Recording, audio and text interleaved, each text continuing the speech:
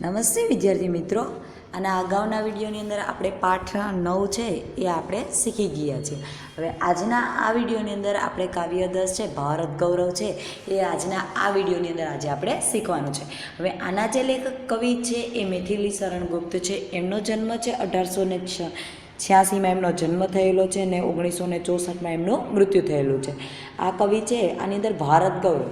હવે આપણને આ કાવ્યના શીર્ષક ઉપરથી જ આપણે થોડો ઘણો આઈડિયા આવી જ જાય છે કે આની અંદર ભારત દેશનું જેટલો મહિમા ગાવામાં આવે, જેટલું ગૌરવ ગાવામાં આવે એટલું ઓછું છે. હવે આપણે બધા છે એ ભારત દેશની અંદર રહીએ છીએ. એશિયા ખંડની અંદર આવેલો આપણો જે ભારત દેશ છે એ આપણને ખ્યાલ જ છે. અન્ય દેશોની સરખામણીમાં આપણો ભારત દેશ છે એ વિભિન્ન દેશ છે. કેવી રીતના બધા દેશોની સરખામણીની અંદર આપણો ભારત દેશ છે કંઈક અલગ જ દેશ હોય એવું લાગેલું હોય છે. કેવી રીતના કે બીજા દેશો છે એ દેશોની સરખામણીમાં આપણો ભારત દેશ છે એ બિન સાંપ્રદાયિક દેશ છે. તો જોઈએ તો આપણા ભારત દેશની અંદર અલગ અલગ જાતિના, અલગ અલગ ધર્મના, અલગ અલગ લોકો વસવાટ કરે છે. અલગ અલગ બોલીઓ બોલનારા લોકો વસવાટ કરે છે. અલગ અલગ ખોરાક છે, પોશાક છે, એ બધી બાબતમાં છે અલગ અલગ લોકો રહે છે. છતાં પણ અલગ અલગ વસ્તુનું પાલન કરીને લોકો અલગ ભિન્નતામાં રહે છે. છતાં પણ એક લોકો બધા એકસાથે હળી મળીને એકતાથી દરેક લોકો છે એ વસવાટ કરે છે. ભારતની અંદર જેટલા નાગરિકો રહે છે, જેટલા લોકો વસવાટ કરે છે એ એકબીજા સાથે એટલા બધા ભેદભાવમાં રહેતા નથી. અલગ અલગ ધર્મના, જાતિના હોવા છતાં પણ આપણે જોઈએ તો દરેક લોકો છે એ હળી મળીને એકસાથે રહે છે. એવી જ રીતના આપણા ભારત દેશની અંદર છે એ જોઈએ તો કુદરતી જે આપણે ઈશ્વર દ્વારા મળેલી જે બક્ષિસ છે, કુદરતી સંપત્તિ છે, એ પણ બીજા દેશોની સરખામણીમાં કંઈક અખૂટ જ સંપત્તિ છે. કંઈક ભિન્ન જ આપણે જે ઈશ્વર દ્વારા જે દેન કુદરતી સંપત્તિની મળેલી છે એ કંઈક અલગ જ છે. હિમાલય પર્વત છે, એવા ઘણા બધા હિમાલય પર્વત છે. એવી જ રીતના બીજી અન્ય જે કોઈ સંપત્તિઓ રહેલી છે એ બધી વસ્તુ છે. એવી જ રીતના કુદરતી સંપત્તિ પણ સરસ મજાની ઈશ્વર દ્વારા આપણને બક્ષિસ મળેલી છે.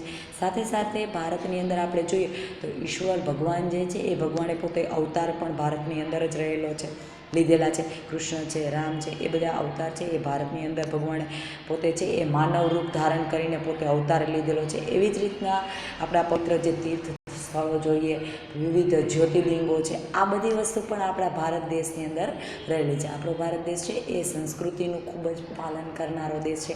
એવી જ રીતના સાથે સાથે જોઈએ સંતો, મહાત્માઓ, જે આપણા મહાન સંતો થઈ ગયા, મહાપુરુષો થઈ ગયા, એ બધા છે એ આપણા પવિત્ર ભારત દેશની અંદર જ એ લોકોનો જન્મ છે, એ લોકો ભારત દેશની અંદર રહેલા છે.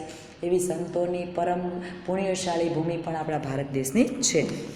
બરાબર. અને પહેલાંના જે કોઈ રાજા મહારાજાઓ હતા, બરાબર, જે આપણા દેશની ઉપર છે, આપણા દેશની અંદર રાજાઓ શાસન કરતા હતા, એ રાજાઓ પણ કેટલા મહાન હતા. અને એ લોકોનું જીવન છે હંમેશા પોતાના જે કોઈ જનતા છે, પોતાની જે કોઈ પ્રજા છે એ પ્રજા માટે પોતાનું જીવન હંમેશા સમર્પિત રહેનારા એવા મહાન રાજાઓ પણ છે એ આપણી પવિત્ર ભૂમિ ભારતની અંદર જ થઈ ગયેલા છે. એવો આપણો મહાન દેશ, એવો ભારત દેશ છે, એનું ગૌરવ છે એ આ કાવ્યની અંદર ગાવામાં આવેલું છે. મિથિલી શરણ ગુપ્તજી દ્વારા છે એ ભારતની પવિત્ર ભૂમિ વિશે છે જેટલા ગુણગાન ગાવામાં આવે એટલા ગુણગાન ઓછા છે એમ ગણીને આ કાવ્યની રજૂઆત છે એ આ કાવ્યની અંદર કરવામાં આવેલી છે. સમજાણું? આ કાવ્યની અંદર તમને મેં એ કાવ્યની થોડી ઘણી ઝલક છે, એની વિષય વસ્તુ શું કહેવા માગે છે એની માહિતી તમને મેં આપી. બરાબર. ચલો હવે આપણે જોઈએ કવિ પરિચય છે. કવિ પરિચય આપણને આપવામાં આવેલો છે. એ કવિ પરિચય આપણે સૌથી પહેલાં જોઈએ. मिथिली शरण गुप्त का जन्म झांसी जिले के चिरगांव में हुआ था. मिथिली शरण गुप्त जी છે એમનો જન્મ ઝાંસી જિલ્લાના ચિરગાંવ ગામ છે એની અંદર એમનો જન્મ થયેલો છે. बाल्यावस्था से ही कविता में उनकी रुचि थी. बाल्यावस्थाની અંદર જ એને કવિતા લખવાનો ખૂબ જ શોખ હતો. इनकी प्रारंभिक रचनाएं हिंदी की पत्रिका सरस्वती में प्रकाशित हुई. એમની શરૂઆતની હિન્દી રચનાઓ છે એ સરસ્વતીની અંદર પ્રકાશિત થયેલી છે. महावीर प्रसाद द्विवेदी के प्रोत्साहन ने इनके कवि व्यक्तित्व का परिष्कार कर दिया. હવે એના મહાવીર પ્રસાદજી દ્વિવેદી છે એને પ્રોત્સાહન એને આપી અને કવિ જે એની આંતરિક જે શક્તિ રહેલી હતી એ શક્તિ ઉજાગર કરેલી હતી.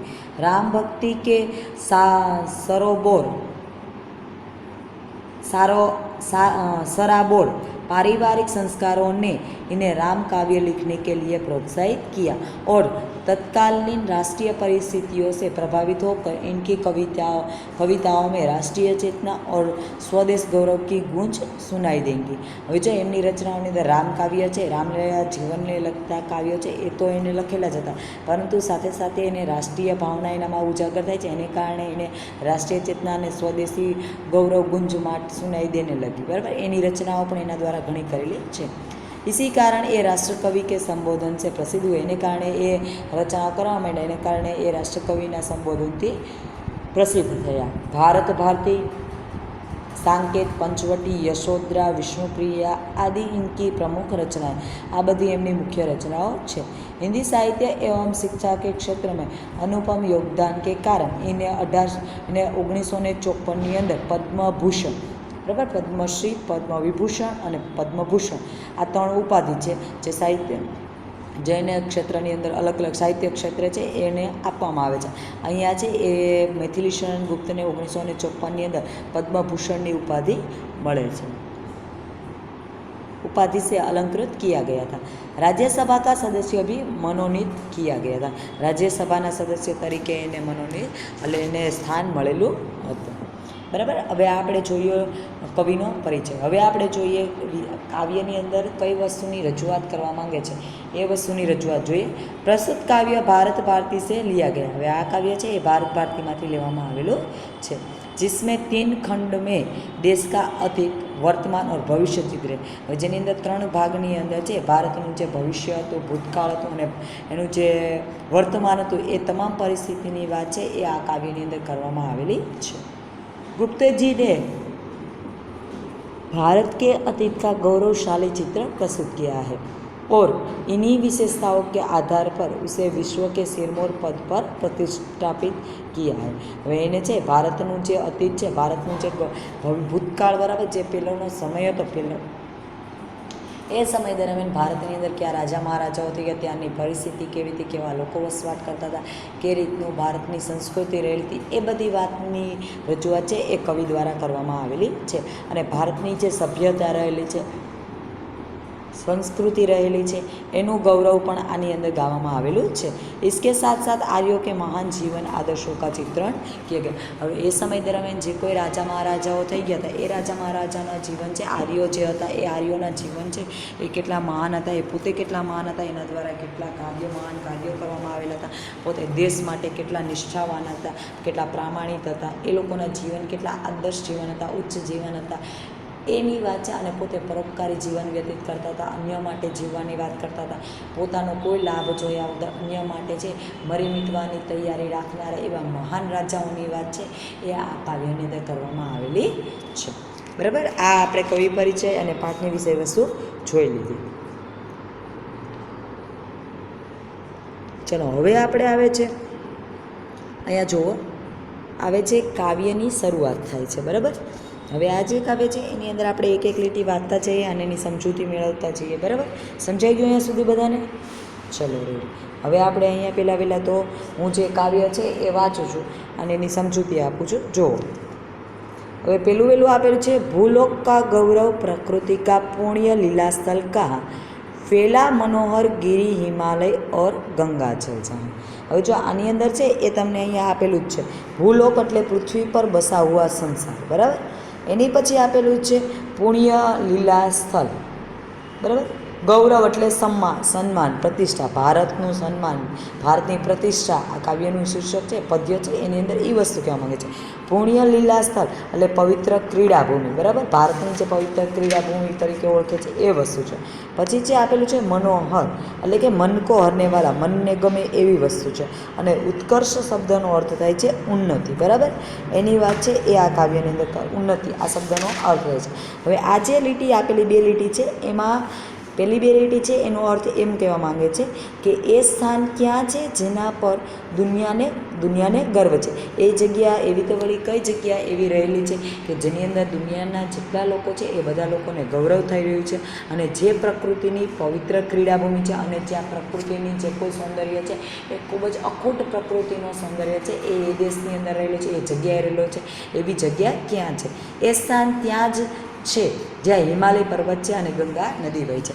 અને એ આની અંદર કવિ એમ કહેવા માગે છે એ જગ્યા છે એ એક જગ્યા રહેલી છે કે જ્યાં પવિત્ર નદી આપણા ભારત દેશ પવિત્ર જે આપણી ભારત દેશની જે નદી વહી રહી છે, ગંગા પવિત્ર નદી છે, એ જે જગ્યાએ વહી રહી છે અને હિમાલયનો જે સૌથી ઊંચો શિખર છે, પર્વત જે જગ્યાએ રહેલો છે એ જગ્યાએ રહેલી છે. એની પછીની જો એબિલિટી જુઓ, સંપૂર્ણ देशों से अधिक किस देश का उत्कर्ष है उसका की जो ઋષિભૂમિ है वह कौन भारतवर्ष है.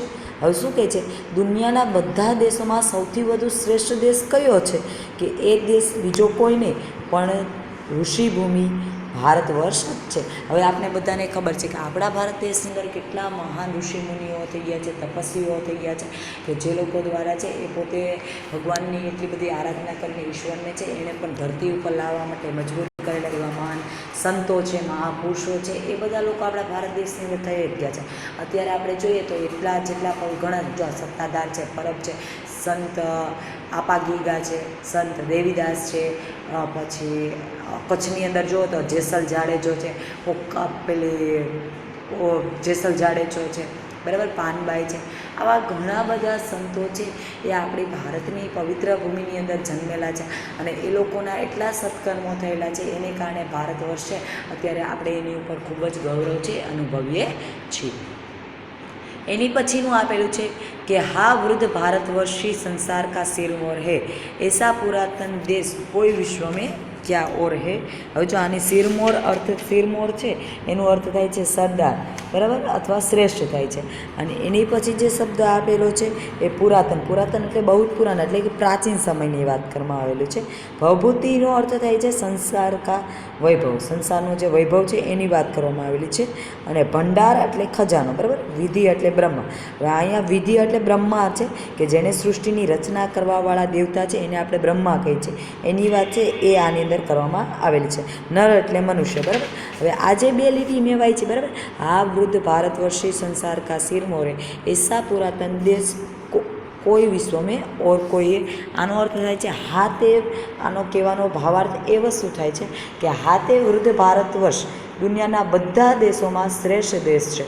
જો ભારત વર્ષ છે એ દુનિયાના બધા દેશોમાં સૌથી શ્રેષ્ઠ છે. મેં તમને કીધું ને કે બિન સાંપ્રદાયિક દેશ છે, બધા અલગ દેશ રહેલો છે જેની અંદર કોઈ જાતના ભેદભાવ નથી રહેલા, ધર્મની બાબતમાં ને કોઈ જાતિ પાતિને લઈને એવા ઘણા બધા ભેદભાવો છે એ ભારતની અંદર વિભિન્નતા રહેલી છે, છતાં પણ લોકો એકસાથે હળી મળીને રહે છે, બરાબર. બધા દેશોમાં શ્રેષ્ઠ દેશ છે. પ્રાચીન દેશોમાં તેની સરખામણીમાં બીજો કોઈ દેશ આવતો નથી. જેટલા પ્રાચીન જૂના દેશો છે એ બધા દેશોની સરખામણીની અંદર ભારત દેશની તુલના છે અને કોઈ દેશ કરી શકે એમ નથી, એની સાથે તુલના કોઈ લઈ શકે એવો દેશ નથી. એની પછી આવે છે ભગવાન કી ભવભૂતિઓ કા યહ પ્રથમ ભંડાર હે વિધિને કિયા નર સુશ્રિકા પહેલે યહીં વિસ્તારે. હવે જો ભગવાનની ભવભૂતિ છે એટલે આની અંદર છે જો આપણને શબ્દાર્થ આપેલા જ છે, બરાબર. મેં તમને બતાવી દીધું કે ભાઈ ભવભૂતિનો અર્થ શું થાય છે. એ ભવભૂતિ એટલે સંસારનો વૈભવ, જે આપણે આ ધન દોલત સંપત્તિ વૈભવ આપેલો છે એ છે, બરાબર. એની અંદર એ કહેવા માગે છે કે ભગવાને દુનિયાના વૈભવના જે સૌથી પહેલાં સાધનો બનાવ્યા હતા, બરાબર. હવે ભગવાન ઈશ્વર દ્વારા જે કોઈ વૈભવના ધન દોલત સંપત્તિના જે કોઈ સાધનો ઈશ્વર દ્વારા બનાવવામાં આવેલા હતા, બરાબર, એ તમામ પ્રકારના સાધનોનો ભંડાર છે એ સૌથી પહેલાં આવેલા છે એ આપણા દેશને જ મળેલો છે. અને ભગવાન બ્રહ્માજી છે એ બ્રહ્માજીએ પણ માનવ સૃષ્ટિનો જે વિસ્તાર કર્યો એમાં સૌથી પહેલાં આવેલા માનવ સૃષ્ટિનો વિસ્તાર પણ છે એટલે કે માણસની બનાવવાની શરૂઆત કરી એ પણ એ સૌથી પહેલાં એણે ભારતની અંદરથી જ છે, ભારતની અંદરથી જ છે એણે અહીંયા માનવ સૃષ્ટિનો વિસ્તાર કરવાનું ચાલુ કરેલું મનાય છે. તો ઈશ્વર દ્વારા પણ છે એ બધી રીતના છે મહેરબાની છે એ ભારત દેશ ઉપર જ રહેલી છે. અને ભારત દેશની અંદર સાધુ સંતોની સાથે છે આપણો જે કોઈ ધન વૈભવનો જે ખજાનો છે એ ખજાનો પણ સૌથી પહેલાં આપણને ભારત દેશને જ મળેલો છે. સમજાઈ ગયું આ બે પંક્તિની અંદર? આની અંદર ભારત દેશનું જેટલું આપણે મહિમા ગૌરવ ગાઈએ એટલું ઓછું જ છે. એની પછીનો ત્રીજું પંક્તિ આપેલી છે યહ પૂર્ણભૂમિ પ્રસિદ્ધ હૈ ઇસકે નિવાસી આર્ય હૈ. આ પવિત્ર ભૂમિ છે, પુણ્યભૂમિ છે એ ખૂબ જ પ્રસિદ્ધ છે, બરાબર. પુણ્યભૂમિ એટલે તમને મેં કીધું જ, બરાબર. એ પુણ્યભૂમિ છે એ ખૂબ જ પ્રસિદ્ધ છે. કે જે જગ્યાએ છે એ આર્યો પહેલાંના જે કોઈ રાજા મહારાજાઓ થઈ ગયા એ અહીંયા નિવાસ કરી લેતો. વિદ્યા કલા કૌશલ સબકે જો પ્રથમ આચાર્ય હોય. હવે આચાર્ય એટલે શું થાય છે? શિક્ષક, બરાબર, અથવા આદર્શ આચાર કો આચરણ में लाने वाला. સારા વિચારો છે એ લોકોના જીવનની અંદર લાવવાવાળી વ્યક્તિ, બરાબર, એટલે કે શિક્ષક છે એ પણ આની અંદર ભારત દેશની અંદર થયેલા છે. કલા કૌશલ સબકે જો પ્રથમ આચાર્ય હોય. હવે જો આ પંક્તિ છે, બે પંક્તિ, એની અંદર એ વસ્તુની રજૂઆત કરવા માંગે છે કે ભારત વર્ષની આ પવિત્ર ધરતી, બરાબર, જ્યાં સમગ્ર વિશ્વમાં પ્રસિદ્ધ છે, કે બીજા અન્ય દેશોની સરખામણીમાં સૌથી વધારે પ્રસિદ્ધ છે એવી આ ભારત દેશની ભૂમિ છે એ સૌથી પવિત્ર છે અને સૌથી મહાન છે. આ દેશના નિવાસીઓ આર્ય છે. હવે આ દેશના સૌથી પહેલાં પુરાતન જે પ્રાચીન સમયના નિવાસીઓ હતા એ આર્ય હતા. તેમણે જ આ સમગ્ર સંસારને છે એ સૌથી પહેલાં વિદ્યા, કળા, કૌશલ્યનું જ્ઞાન આપ્યું હતું. હવે જે સૌથી પુરાતન પ્રાચીન સમયની અંદર જે કોઈ આર્યો થયેલા હતા એ આર્યો એટલા બધા મહાન હતા કે પોતે જ્ઞાનની અંદર પોતાની પાસે વિદ્યા જ્ઞાન ખૂબ જ હતું, પોતે છે કલા કૌશલ્યનું જ્ઞાન પણ ખૂબ જ વધારે હતું. એના દ્વારા ઘણી બધી નવી શોધ એવી નવી કલા કૌશલ્યનો વિકાસ થયો. એની અંદર ઘણી બધી સાહિત્ય કૃતિઓ વિકાસ પણ એ લોકો દ્વારા કરવામાં આવ્યો હતો. એવી જ રીતના એ જે કોઈ આર્યો થયેલા હતા એ લોકો દ્વારા છે એ હંમેશા અન્ય માટે કાર્ય કરવા માટે, પરોપકારીનું જીવન જીવવા માટે, એવા સદ્ગુણો એનામાં ઘણા બધા, સત્યનું આચરણ કરવાની, આવા ઘણા બધા પ્રકારના ગુણો છે એ આર્યોની અંદર રહેલા હતા. એ આર્યો જે હતા એ આર્યોના પુણ્ય પ્રતાપને કારણે ભારત દેશ છે એ આટલો બધો મહાન બની શક્યો છે. संतान उनकी आज यद्यपि हम अधोगति में पड़े पर चिन्ह उनकी शिक्षिता के आज भी कुछ है खड़े. હવે જો આની અંદર છે એ એમ કહેવા માંગે છે અધોગતિ છે એ અધોગતિ એટલે અવનતિ એટલે કે દયનીય દશા, બરાબર, આપણી જે અત્યારે દયનીય દશા બનેલી છે એ વસ્તુ છે. અને ઉચ્ચતાનો અર્થ થાય છે મહાનતા, શ્રેષ્ઠતા, બરાબર, એ વાત ઉચ્ચતાની વાત કરેલી છે. હવે આ જે પંક્તિ છે એની અંદર આપણને એ કહેવા માગે છે જોકે તે આર્યોના સંતાન આજે ખરાબ હાલતમાં છે. હવે જે આર્યો મહાન જે રાજાઓ થઈ ગયા, બરાબર, એના જે સંતાનો છે અત્યારે ખૂબ જ દયનીય, ખૂબ જ દુઃખની પરિસ્થિતિની અંદર પોતે જીવન વ્યતીત કરી રહ્યા છે. હવે જે પહેલાંના જે આર્યો હતા એ મહાન હતા અને પોતે સત્માર્ગે ચાલતા હતા, સારા કાર્યો કરતા હતા, અન્ય લોકોને માટે છે પોતે પોતાના જીવની પરવા કર્યા વગર બલિદાનની ભાવના એ લોકોનામાં રહેલી હતી. પરંતુ અત્યારના લોકોની અંદર એ આર્યોના જે સંતાનો છે એની અંદર આવા ઘણા બધા અંશે આવા સારા ગુણો છે એ અત્યારે નહીવત પ્રમાણમાં છે, એ સાવ નાબૂદ થઈ ગયા છે. એને કારણે એ લોકો છે જે માર્ગે પોતાને સત્માર્ગે ચાલવાનું છે એ માર્ગે પોતે ભૂલી અને અન્ય એવા અયોગ્ય ખરાબ માર્ગે પોતે અત્યારે ચાલી રહ્યા છે, જેને કારણે પોતાની હાલત છે સંતાનો આજે ખૂબ જ ખરાબ હાલતમાં છે. છતાં તેમના મહાન ચરિત્રોના નિશાન આજે પણ આપણે અહીંયા છે. હજાર પણ એ જે કોઈ મહાન પુરુષો છે એને આપણે અત્યારે ઇતિહાસની અંદર તમે જો તો જેટલા મહાસંતો છે, મહાપુરુષો થઈ ગયા છે એના જીવનની ઝાંખી છે અત્યારે હાલમાં પણ આપણને છે એની ઉપરથી આપણે ઘણી બધી શિખામણ મળતી હોય એવા મહાન પુરુષોના લેખો છે એ અત્યારે હાલમાં પણ આપણને જોવા મળે છે. જે અત્યારે આપણે એ માર્ગ ભટકી ગયા છે અને અન્ય માર્ગે ચડી અને અત્યારે આપણી પરિસ્થિતિ ખૂબ જ દયનીય બનાવી દીધી છે. એની પછી આવે છે વે આર્ય ही थे जो कभी अपने लिए जीते न था. હવે જો એ મહાન પુરુષો, એ રાજા મહારાજાઓ છે એ જ મહાન રાજાઓ હતા કે જે પોતે પોતાના માટે, પોતાની પાસે ધન દોલત સંપત્તિ અઢળક હોવા છતાં પણ એ પોતે પોતાના માટે વાપરવાને બદલે અન્ય દુઃખી છે, પીડિત લોકો છે એના માટે મદદ કરવા માટે, એ લોકોના જીવન છે સુધારવા માટે હંમેશા અન્ય માટે પોતે જીવન પોતાનું પસાર કરતા હતા. વે સ્વાર્થરત वो मोह को मदिरा कभी પીતે ન થાય. હવે એ પોતે જે મહાન રાજાઓ હતા એ તેમણે કોઈ દિવસ છે પોતાનું જીવન તેમને કદી પોતાના લાભનો મોહ નહોતો અને તેઓ સંસારનો ઉપકાર માટે, સંસાર માટે પોતે છે એ જીવતા હતા અને એને પોતાના માટે પોતાની સંપત્તિ એટલી ભેગી કરવી, પોતાની સંપત્તિ આ લોકો પાસેથી સંપત્તિ પોતાના માટે લઈ લે, પોતાના આગળના જીવન માટે પોતાની સંપત્તિ ભેગી કરવી, આવા સ્વાર્થ ભાવ છે એ લોકોના જીવનની અંદર, પોતાના જીવન આર્યોના જીવનમાં એવા સ્વાર્થ વૃત્તિ હતી નહીં. संसार के उपकार हित जब जन्म लेते थे सभी निश्चेष्ट व निश्चेष्ट होकर किस तरह वे बैठ सकते थे कवि। હવે એ લોકો છે એ તેઓ સંસારનો ઉપકાર કરવા માટે જ જન્મ લેતા હતા. તેઓ છે એ સંસારના લોકો ઉપર ઉપકાર કરવા માટે જ પોતે જીવતા હતા અને તેથી તેઓ ક્યારેય નિષ્ક્રિય થઈને કેવી રીતે બેસી રહે નહીં. તેઓ છે હંમેશા છે એ સંસારની અંદર પોતે ઉપકાર કરી સંસારને કંઈક આપવા માટે, સંસારના લોકો માટે પોતે પરોપકારનું જીવન જીવતા હતા અને પોતે ખાવું નિષ્ઠેટ થઈને કોઈ બી કામકાજ કર્યા વગર શાંતિથી એકદમ આરામની જિંદગી જીવવી, હરામનું ખાવું, આવી વસ્તુના ભાવ છે એનામાં રહેલું નહોતું. એ લોકો હંમેશા આર્યો છે અથવા મહેનત પરિશ્રમ કરી અન્ય લોકોનું જીવન કેવી રીતના સાર્થક બનાવવું છે એ વસ્તુના ભાવ છે એનામાં રહેલો હતો. એના કારણે એ લોકો છે એ ખૂબ જ મહાન બની ગયા હતા. એટલા માટે જ આ કાવ્યની અંદર છે એ ભારતના જે કોઈ સંતો મહાપુરુષો થઈ ગયા છે, પ્રકૃતિ તત્વો રહેલા છે, એ તમામ બાબતની રજૂઆત છે એ આ કાવ્યની અંદર કરવામાં આવેલી હતી. સમજાઈ ગયું બધાને? આ કાવ્ય સમજાઈ ગયું? આમાં કોઈને કાંઈ પ્રશ્ન ના સમજાણું હોય તો આ પાઠનો વિડીયો છે એ ફરીવાર આપણે જોઈ લેવાનો રહેશે. બરાબર? ચલો હવે સાંભળો. આ પાઠ પૂરો થઈ ગયો. આપણો અહીંયા 10મો પાઠ છે ભારત ગૌરવ, એ અહીંયા આપણો પૂરો થાય છે. હવે આની પછીનો જે તમારી PDF આવશે એ આ સ્વાધ્યાયપોથીની PDF આવશે. આ પાઠની છે એ ટેસ્ટની PDF તમારી નહીં આવે. બરાબર? કેમ કે હવે આપણે એક્ઝામ નજીક છે એટલે આપણે એક્ઝામની તૈયારી કરવાની રહેશે એટલા માટે. હવે સ્વાધ્યાયપોથીની જે PDF આવશે એની અંદર એના જે કોઈ પ્રશ્નોના જવાબ છે એ ફરજિયાત તમારે હોમવર્ક બુકમાં 3 વાર લખી લેવાના છે, જેથી કરીને આપણા અક્ષર પણ સારા થવા માંડે અને આપણે તૈયારી પણ આપણી વ્યવસ્થિત થાય. બરાબર? ફરજિયાત બધાએ હોમવર્ક બુકમાં બધા પ્રશ્નો છે એ લખી લેવાના રહેશે. સમજાઈ ગયું બધાને? ચલો અસ્તુ.